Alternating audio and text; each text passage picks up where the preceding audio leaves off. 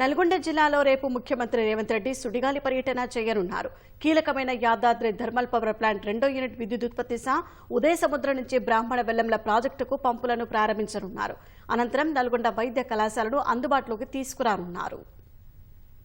ముఖ్యమంత్రి రేవంత్ రెడ్డి నల్గొండ జిల్లాలో కీలక పర్యటన చేయనున్నారు. సీఎం రాక దృష్ట్యా నల్గొండ సభ ఏర్పాట్లను మంత్రులు ఉత్తమ్ కుమార్ రెడ్డి, కోమటిరెడ్డి వెంకటరెడ్డి, పొన్నం ప్రభాకర్ పరిశీలించారు. బ్రాహ్మణ వెల్లంల ప్రాజెక్టు పంపులను ఆన్ చేసిన తర్వాత నల్గొండ ఎస్ఎల్బీసీ కాలనీలోని వైద్య కళాశాలను సీఎం ప్రారంభించనున్నారు. అనంతరం బహిరంగ సభలో సీఎం పాల్గొంటారు. రాజకీయ దురుద్దేశంతోనే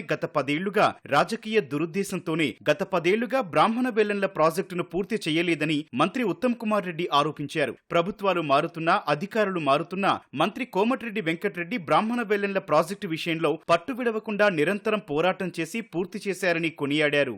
10 ఏళ్లుగా ఈ ప్రాజెక్టు పక్కన పెట్టిండ్రు. ప్రస్తుతం కాంగ్రెస్ ప్రభుత్వం వచ్చిన వెంటనే వేగంగా ముందుకు తీసుకెళ్తుంది. టీఆర్ఎస్ టైంలో ఇంత ఈజీగా పూర్తయి 1,00,000 ఎకరాలకి నీళ్లు వచ్చే ఈ ప్రాజెక్ట్ ని ఒక రాజకీయ దురుద్దేశంతోనే పక్కన పెట్టిందని చెప్పే విషయం అది నిస్సందేహం.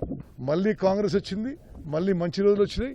ఈ ప్రాజెక్టు వెంటనే పూర్తి చేయడానికి మేము అన్ని చర్యలు తీసుకున్నాం. 2016 డిసెంబర్ 31 నీళ్ళు ఇస్తా, అది మీ సొంత ఊరు, నువ్వు కొట్లాడి రాజశేఖర రెడ్డి తీసుకున్నావు అని చెప్పి అసెంబ్లీ రికార్డులో ఉన్నది. అయినా ఆ మాట కూడా తప్పిండు.